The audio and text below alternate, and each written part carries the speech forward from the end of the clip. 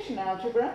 And well, that's latest attempt to put it that way, the motivation to understand in some way numerical computations in fluids. So this is an ongoing program of Dennis Sullivan.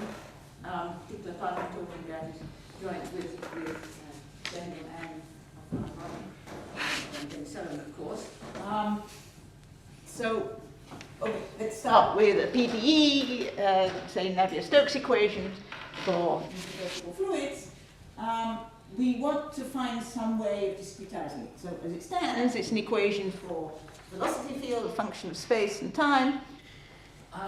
And so there are partial differentiation needed with respect to space, with respect to time. Some sort of discretization we want, which will preserve the important features of the solution, whatever they might be.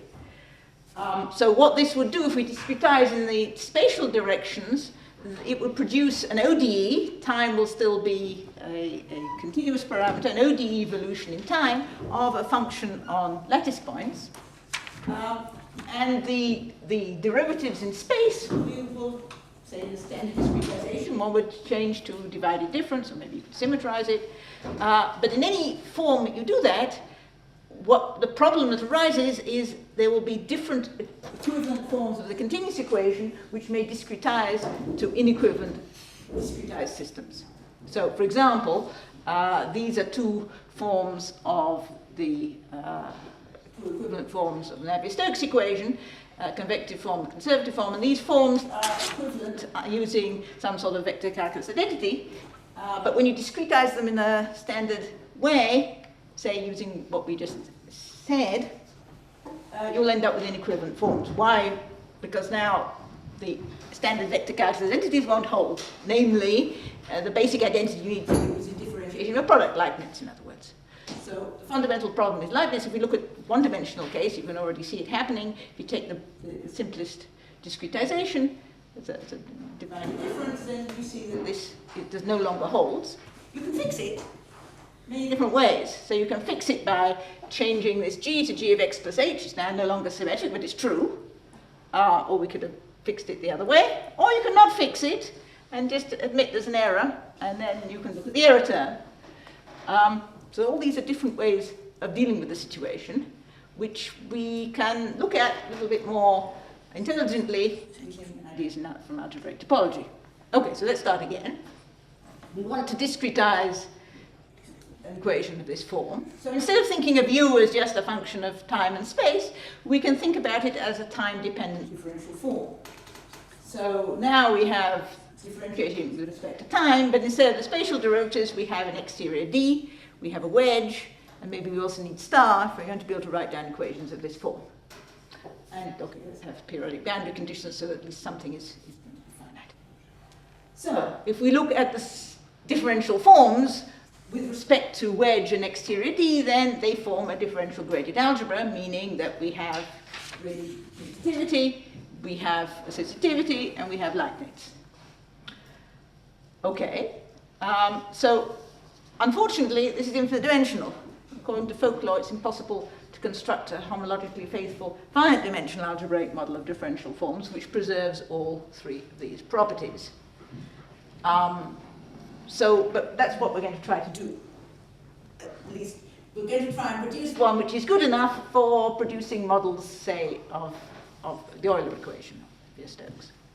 Okay, so typically to produce a quantization of spatial algebra suitable for our purposes, one starts with a finite model which satisfies two of the problems and not the third, and then one somehow corrects the third one, either iteratively, so you have a sequence of finite dimensional models with some sort of quantitative estimates for the errors, or you have an infinity algebra, it's really the same thing. Question? Yes? About the folklore, I'd also heard the same folklore that the obstruction to doing that is itself a topological invariant. Is that also part of this? No.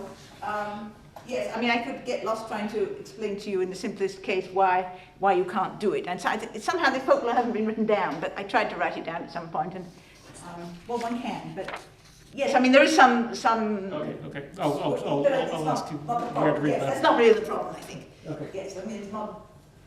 Yes. Okay. I know what you mean. Okay, so let's look at the one-dimensional situation just to show you what's going on. So, okay, we were just trying to model zero chains and one chains, zero chains functions on vertices, one chains functions on edges. Multiplication of zero chains is no problem, you just multiply them at the same point. As soon as you want to multiply a zero chain by a one chain, you want to get a one chain. So you have f, say, functions on points, g on edges, and you have to decide what f dot g, which is supposed to be a one chain, should take, what value it should take on e. So it's going to be f at some point times g of e, so you have a choice. Conversely. And this is really the problem of finding a cellular approximation to the diagonal for which you have a choice. So you could either choose it this way, or you could choose it, which will be not commutative, but it will be associative in Leibniz because actually this was the Alexander-Whitney cut product. Or you could choose it the opposite way, in which case it's similarly not commutative, but it would be associative in Leibniz. Or you could take the average, in which case you forced it to be commutative. And since the Leibniz condition was a linear condition, it will also be Leibniz, but it will no longer be associative. Okay, so that's the story. And then there's another way out, which is to not take it at any of those points, but to take it at the midpoint. Well, okay, so I have to explain there. We'd have to take edges that were of length 2h, so that you really, midpoints, if you take a lattice, which is the lattice parameter h, but your cells are of length 2h, or high dimensional similarly, the center will be still in the lattice, so now you're allowed to take the midpoint. So it will be commutative, and in fact it will be associative, but now you've lost the Leibniz property because this doesn't behave nicely with respect to boundaries, if you want. Okay, so these are three products, and now I'll explain a little bit how they connect with the discretization and sort of the algebra analysis that's going on with these situations before we go on to try and make something that has all three properties. Okay, so Dennis Sullivan in 2018 made a lattice model of hydrodynamics, in fact two models, where he used a 2h, an h lattice, but he uses a basis for chains cubes with edge length 2h. So the advantage there is that the center point is on the lattice, and then you have a nice star. So you have a point, you have a cube, but its star will be the duality. Yes, will be a point, and for a 2h edge, then its star will be the 2h square, which is orthogonal to it. So that's a nice property, and then you find that the structure of your cells has the exterior algebra structure, the tangent, and so you have another nice structure here. That's good. So I won't go into the details of how he wrote these things down, but there are two different ways of discretizing which somehow correspond to the two continuous forms that I wrote at the beginning, but they're inequivalent. Leibniz. In one of the forms, you can prove that energy is conserved, and hence, yes? Isabel, so this should be what should be equivalent to this initial Navier-Stokes Steve. Well, in some sense, yes. I mean, if you think so, these you've got something like a boundary, you've got something like a co-boundary, and these, if you think of them in the right way as dividing differences, and the limit, then you would get what should be necessary. But initially you have a UI, a vector field, so you think it's a what form? Ah, yes, exactly. So you either think of it as a vector-valued zero chain, in fact, yes, or, so there are two things in here, or you can take the components and you can stick them on the faces, so each face has a center, and then you can see what, so at each point you have three faces, it's three 2h squares intersecting, and you can put on each of these the corresponding component of the velocity. So you can give it the velocity flowing through the face, the flux, if you like. So there are two ways of looking at it, and this equation has both of them inside it. So I won't go into the details. But why this one object, the set UI, will give you two objects which are the pair VL, VF? Yes, yes. I mean, the data here is exactly the same data as three velocity components at a point, which you can either, yes. And in this setting, we're looking here as a scalar-valued one cochain. So that's a cochains models the differential form, so that's much more like the original way of looking at it. Yes, that's the second set. These are inequivalent. This was the vorticity model, because in some sense it preserves vorticity. And this is called the momentum model, because it somehow comes from the original equation when you're thinking about momentum conservation. Okay.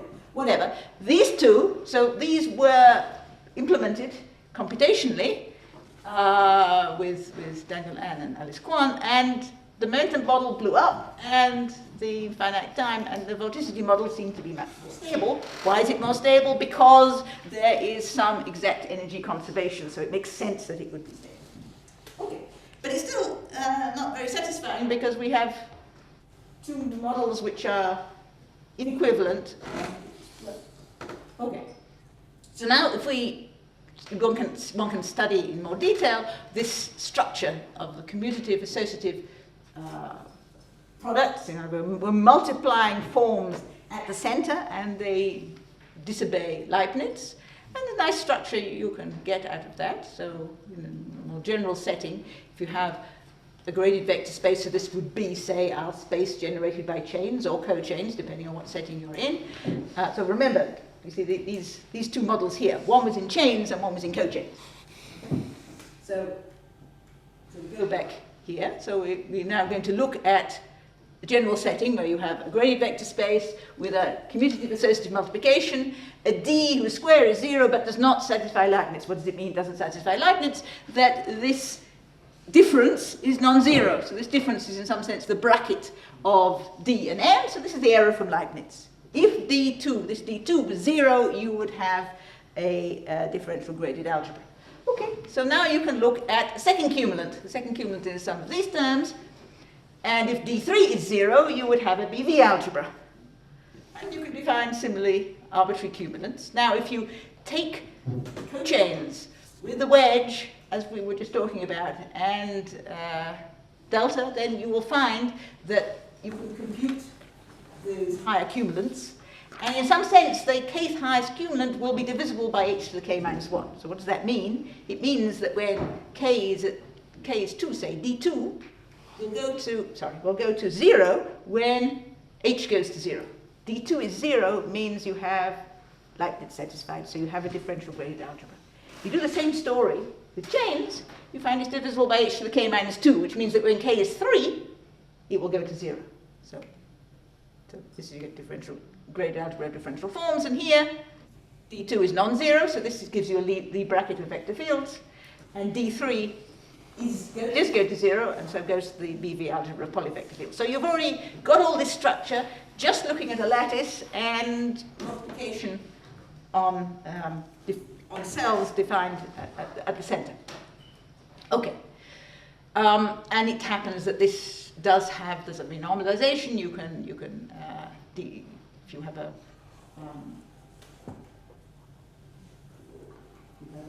crumbling map, then you can look at those maps. They don't commute with multiplication, but you can define suitable cumulants of the crumbling of the multiplication, and you have a nice story which is functional in some sense. Okay, so that's all very nice,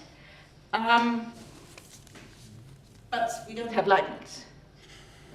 Okay, so what have we talked about so far? So we've talked about these three different multiplications. The first one, which was on 2h edges, is the one we were just talking about. It gave Dennis's lattice hydrodynamics picture, but it still doesn't have Leibniz. And then we have these ones in the middle, and we have the average, which is commutative, not associative, and Leibniz. So that's another way of looking at things, slightly more classical. If you shift grading, you end up with a differential graded Lie algebra. And you do have Leibniz, so that really was a differential algebra. And those things, so I can tell you a little bit about that story, and I'll say very quickly because I want to get on to the real story, which is the transverse intersection algebra. So this is doing the freedom in a different direction. We want to keep commutativity, which is turned into skew commutativity because we're shifting grading. We want to keep the Leibniz, which turns into being a differential algebra. So we have a differential graded Lie algebra. And so here, for any cell complex, again, you can make a general theory. For any cell complex, you can define a free differential graded algebra, which has one generator for each cell, and whose grading is the geometric dimension minus 1. And whose D will be an infinite sum of terms. The first term will be the geometric boundary. So there is a theorem of Davis-Sullivan which says that you can construct such a thing, non-unique, with the condition that on points it has this Morat-Cartan condition. Okay, and D2 will in fact be the M double prime that we just talked about a moment ago. So the first example is on an interval, you get this expression which is unique and has coefficients which are Bernoulli numbers, and you can then go and do it for other things. You could do it on a loop, you could do it on a disk, and then you run into non-uniqueness when you start doing more interesting examples, and you get all sorts of things. PCH comes in with all sorts of nice pretty pictures, but the only problem is all these sums are infinite. Okay, so the whole idea of using it to make a finite dimensional model, which we can do numerical computations with, doesn't work. There's nice mathematics here, but it's not quite what we want. Okay, so let's go back to what we want, which is commutative, associative, and Leibniz. Okay, so we want to have it always, and we want to keep it finite. At least we want it enough Leibniz for our purposes, namely modeling Euler's equation. So here we use another formulation, which is called fluid algebra formulation, which was also introduced by Dennis 12 years ago now. A fluid algebra is an algebraic structure, so it's a vector space with three structures. It has a positive definite inner product, a non-degenerate symmetric bilinear form, and an alternating trilinear form. So what do these things mean? We're supposed to think of V as being like the classical example. V will be differential one forms. The positive definite inner product will be a metric. The non-degenerate symmetric bilinear form will be the linking form, and the alternating trilinear form will be a triple intersection. So what's this example? This is the example. So we're looking at one forms, in fact co-exact one forms, and so the metric is, so we have A and B are one form, so you're wedging a one form with a two form, you a three form, you integrate over the manifold. The linking form is this, so it's the same thing, and the alternating trilinear form, you have three one forms, you wedge them together, you get a three form and integrate. There are no connections between these. No required connections between these three structures. Just you need various non-degenerate properties, but that's all. Okay. So what can you do with that? Well, first of all, if you look at these first two structures, you can use, they're related by, okay, so, yeah. So if you look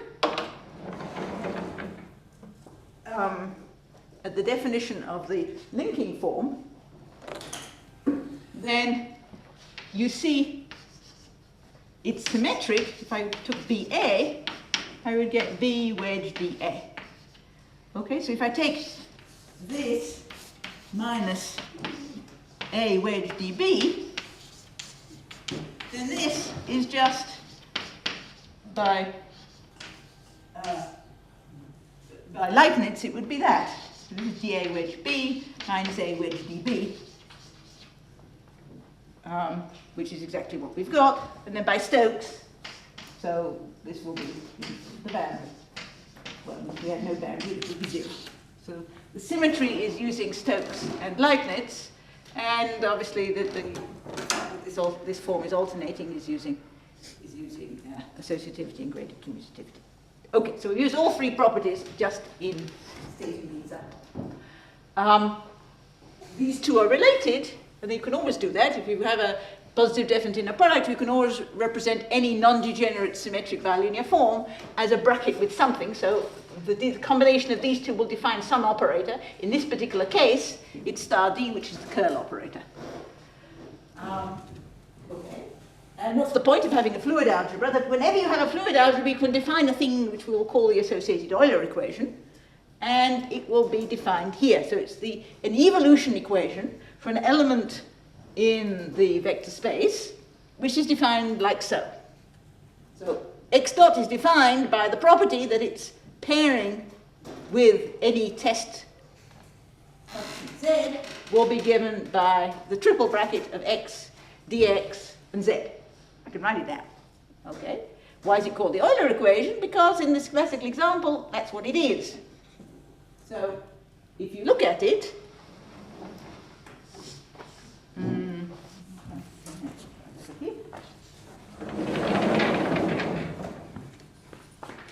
So if you look at what we have,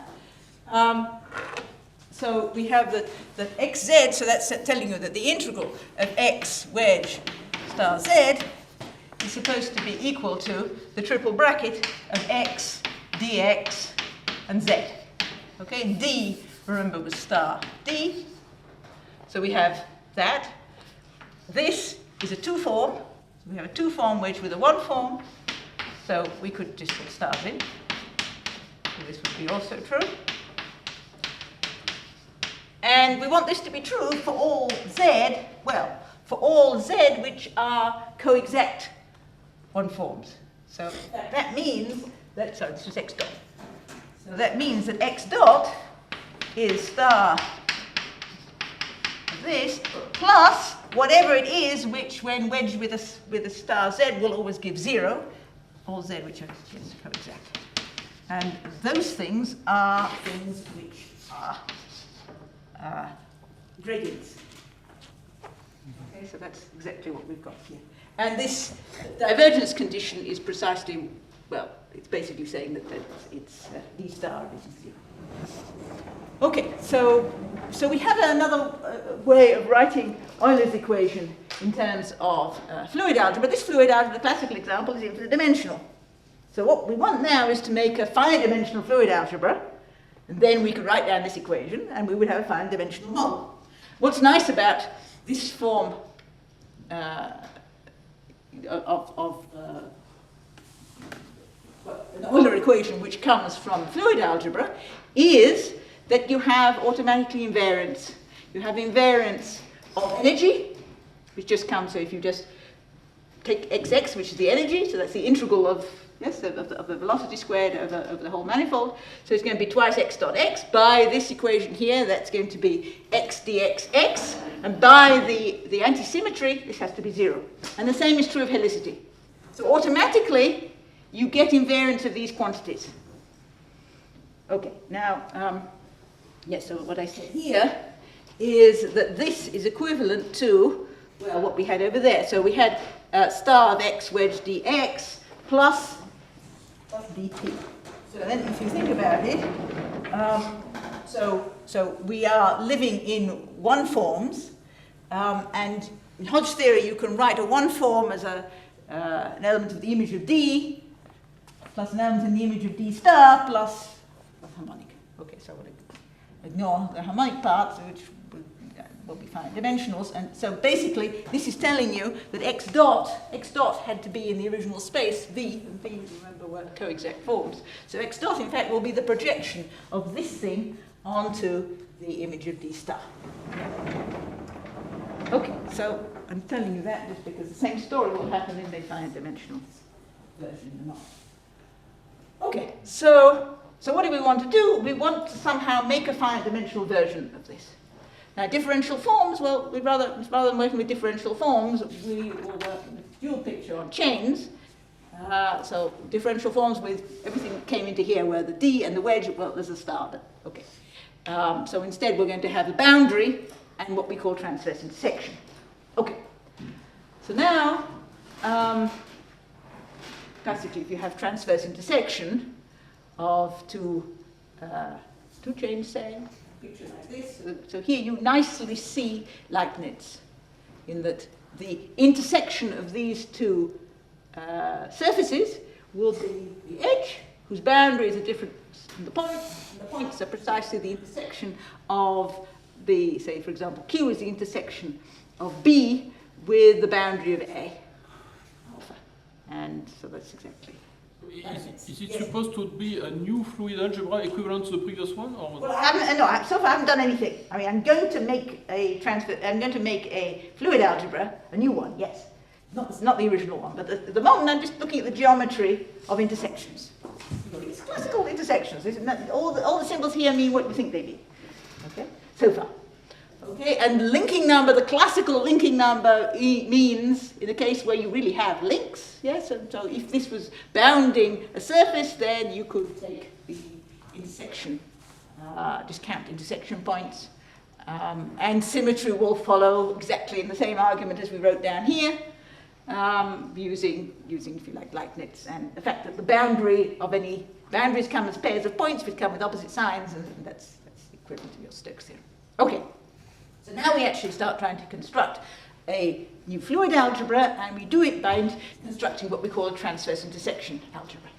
So we want to make a transverse intersection product on cuboids. We'll start with a periodic H lattice, 3 space, and cuboids are what you think they are, Cartesian products of intervals and singletons. So I'm including in a cuboid a stick, rectangle, all the sorts. And to specify a cuboid, well, you need to specify, if you have a positive direction x, y, z, you need to specify the minimum point, the maximum point, and it will have a type which tells you, if you like, which directions it's in. So the type will be some subset of x, y, z. A point is just empty. A stick will be in x, y, z direction, and so forth.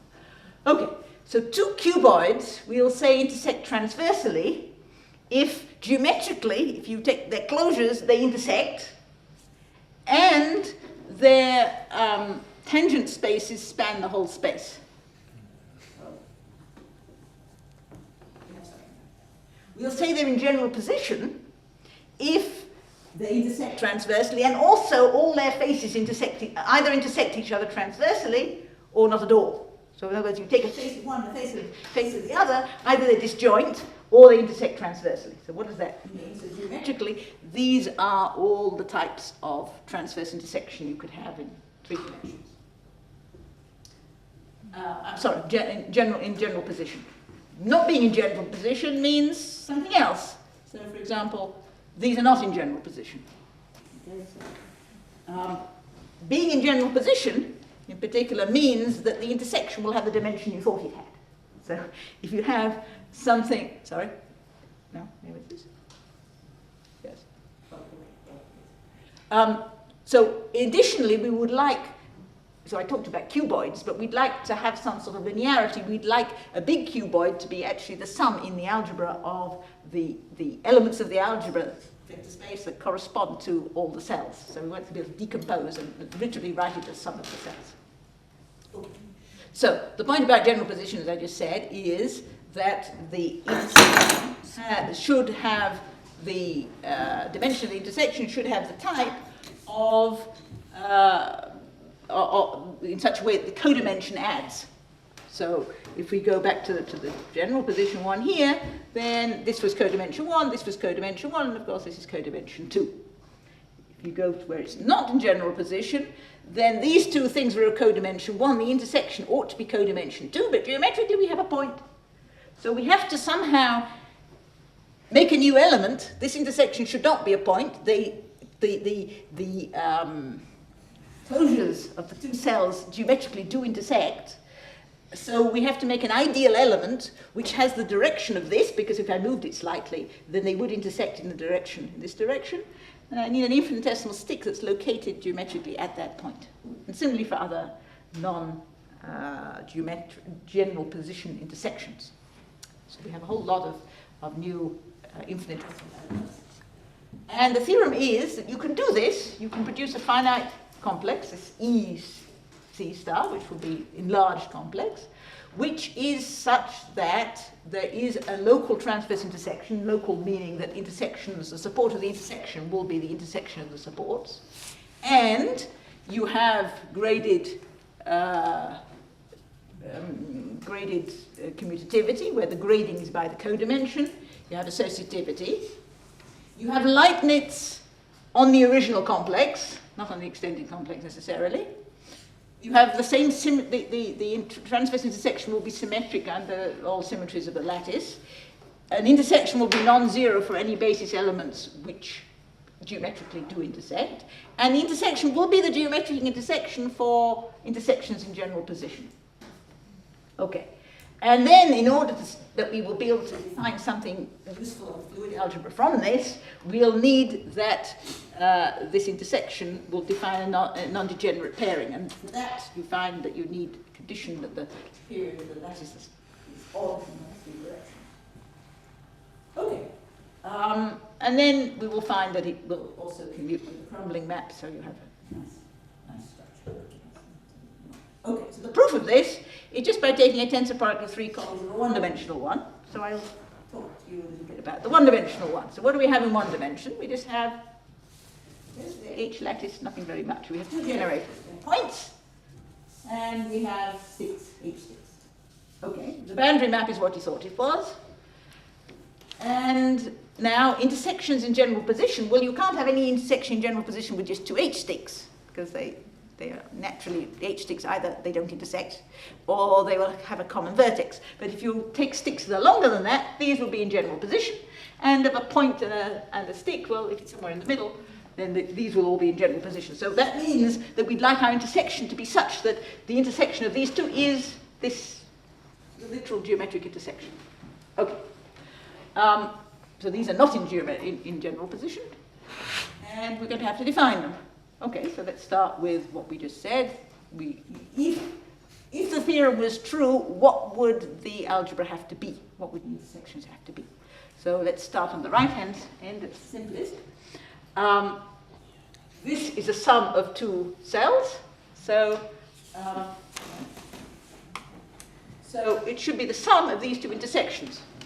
By symmetry, these 2 should be the same. So if the sum of these 2 is a point, each one will have to be half a point. Okay, so that's the first one. What other ones do we have? So this is in our notation. This is what we have. Intersection either side will be half a point. Okay. Now, if you intersect 2 one cells which share a common point, well, this is the case where you get an infinitesimal object. It's supposed to be a 1 cell, but geometrically it's just a point. So we'll have to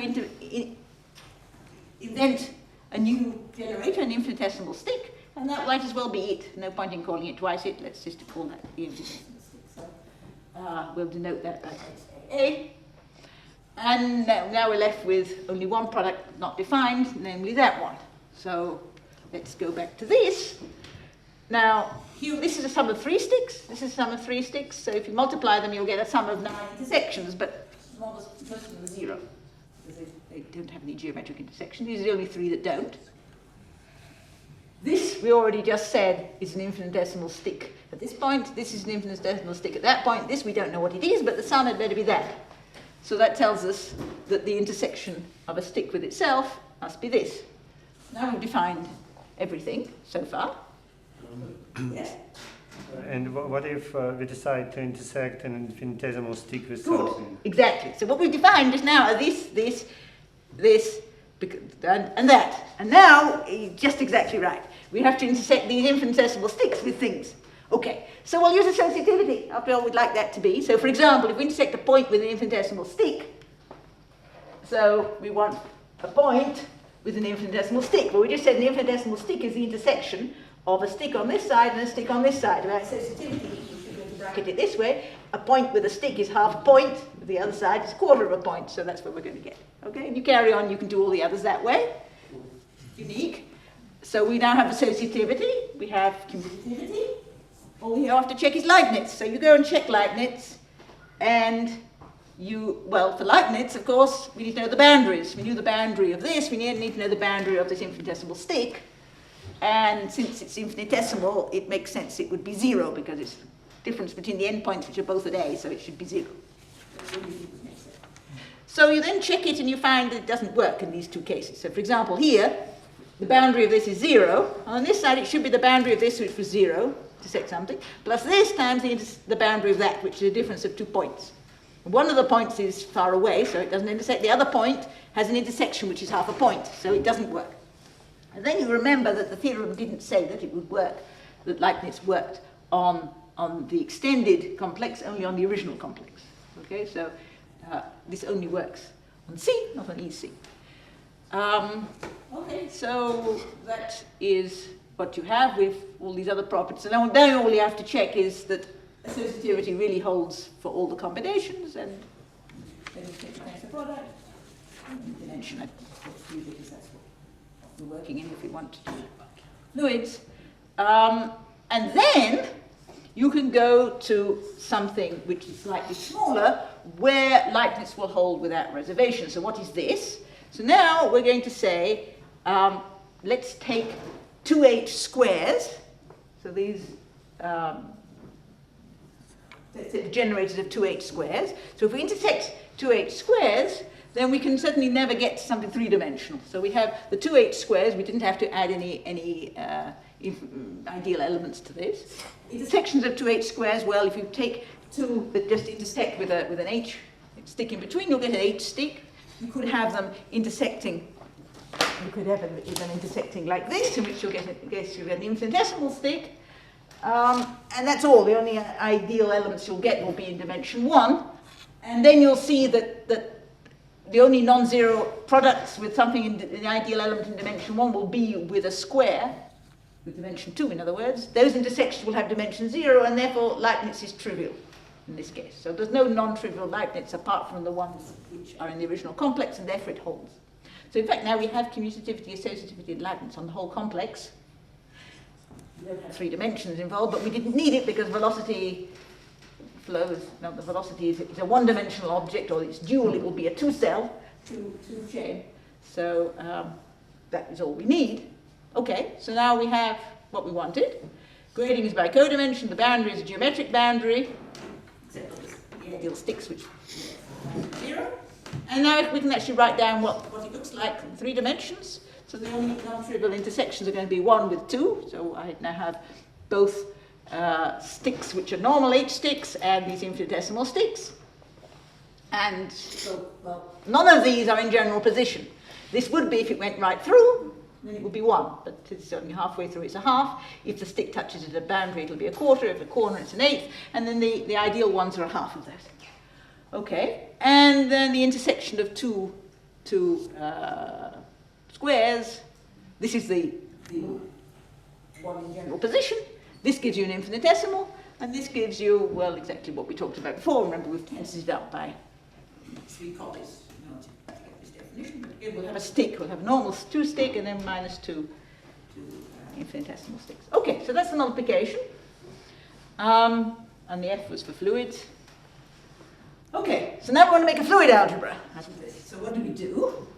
We make the discrete example. It'll look exactly like what we had before, except that, so we want to have exact co-boundaries. So it'll be there'll now be 2 chains that are exact co-boundaries. The metric is given by, we talked about the star. When you ever have a square, the star is just the stick down the middle, the 2H stick. The linking form, well, we have a boundary, we can take intersections, all these things. So these are going to be, this is a 2-chain, B is a 2-chain, the boundary is a 1-chain, the intersection are points, we can count them. Here, 3 2-chains, the intersection will be points, we can count. Of course, counting with the weights are fractional, so all these things are over Q. Okay, the associated Euler equation, we already know how to write it down. And then just as we did over there, it's equivalent to writing something like this. So you have x dot, well, now it's slightly more complicated. When you take the intersection of x with star dx, so this is a 2-chain, it's a 2-chain, its boundary is a 1-chain, normal 1-chain, nothing ideal here. Star of it is a 2-chain. The intersection of these two may now have infinitesimal sticks. Okay, so we can't take star of that, we can't do Hodge theory on that yet because we have some infinitesimal sticks. But the combinatorics is such that this FC1 is one's, the ordinary sticks plus the infinitesimal sticks. There is a map from here to the ordinary 2H sticks, uniquely defined by having the same intersection number with all 2H squares. So if we apply that map, now we're back in the ordinary complex, and on that we can now use Hodge theory and project onto the image of the boundary. So we have the image of the boundary plus the image of the co-boundary, and if we project onto the image of the boundary, then we take star, and we're back in the image of star D, so that's V. So this is a well-defined equation. This is equivalent to that. Okay. Now, this isn't quite as simple as you might think. I mean, the definition looked fairly simple, maybe. Well, it only has, okay, it has some quarters and sixteenths and whatevers. If you write that down, then this is a formula for the I of x intersect dx. Well, actually, it has, if you do a little cancellation, it has 428 terms. the way I've written it here, it's a sum of 18 terms, each of which are somehow 30 brackets, so it's 480 terms, but actually it cancels, or 540 terms, sorry, so it actually cancels down to 428 terms. Okay, so, but theoretically, this is a fluid algebra, and you can run this equation. Practically, we haven't been very successful so far in running it and it not blowing up, but I have a feeling that's something to do with numerics, because theoretically, this should preserve both the energy and the helicity, and therefore it shouldn't. Okay, so we've discussed various different algebraic structures which may provide discretizations of spatial algebra. First, the multiplication at the center, Alexander Whitney product. This is not Leibniz. This one is not commutative. We didn't really talk about that. There's the case of being not associative, which leads you to the DGLAs. The trouble with all of these is that either you have inequivalent models, depending on how you discretize, or you have something infinite dimensional. So then we have this object, which, if you like, its problem is you have to add ideal elements, but that's okay. There's a finite number of them. You have linking numbers which become fractional, but that's because you're allowing linking. So if you have ordinary linking, then it'll be what you expect it to be. But linking of paths on the lattice which intersect will have fractional components, which makes sense geometrically. Okay. And well, so we're proposing that the Euler equation coming from this finite dimensional fluid algebra is the most geometrically natural version, discretization of Euler's equation. And we will see how it proceeds. Yes, I can just mention the paper in the middle, so that was some way of something slightly different, but describing a transverse intersection algebra by using a probabilistic model. So, when I said at the beginning that if intersection is not in general position, then if you disturbed it slightly, it would be. So if you can make some sort of a model where you make little variations, and then you see what the probability is that you will have an intersection, and define your intersection that way. So that's another way, but it produces an infinite dimensional model, so it's something slightly different. Okay, and to end, happy birthday again, Draw. This was, I guess, just over 20 years ago, and that little baby, I think, is now 22, and another two, the elder two are married, and one of them already has a baby like that. So time passes. So I wish you another 60 years of fruitful research and happiness. Thank you.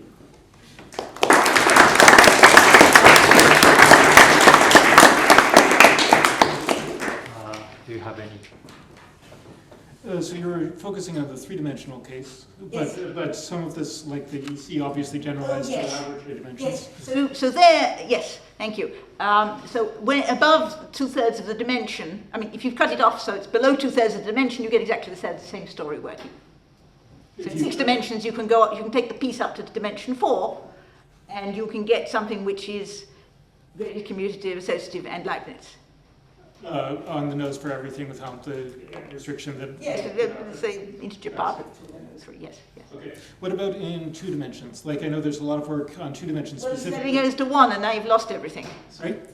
So if you take the integer part of 2/3 times 2, you get 1, and now you've lost everything. I guess, I know there are other approaches in 2 dimensions specifically. This doesn't work in 2 dimensions. Okay. Unfortunately, yes, yes. What about including boundaries? I guess that probably would be needed for fluids, right? So because you kind of, what if your domain has a boundary? What, like, I guess, can you adapt your formula? We didn't think about boundary conditions, so that's why we made it periodic, but yes, I mean, the model works in general, doesn't it? Yes. Okay. Yes. What about the time? Time. That may be the part of the problem as to why our numerical simulation didn't work, because we just threw it into Runkata 4, and yes, after all this careful work making the discretization in space, we just threw it into Runkata 4. Good question, yes.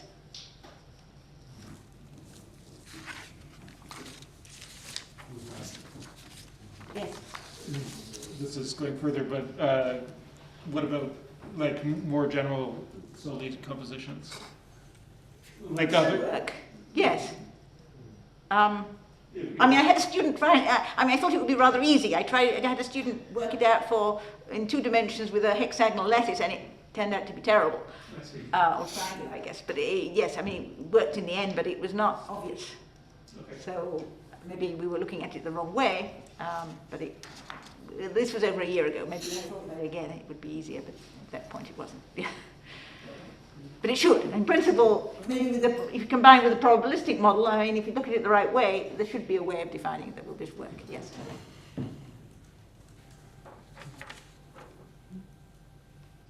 So how do we know? So this is a model for the real situations, but how do you know that this model will converge when to the actual solutions? Well, at the moment it doesn't even converge in time, never mind to the solutions, but nobody should do, because these sections are, I mean, when they are generic intersections, they are the correct ones, so it should do.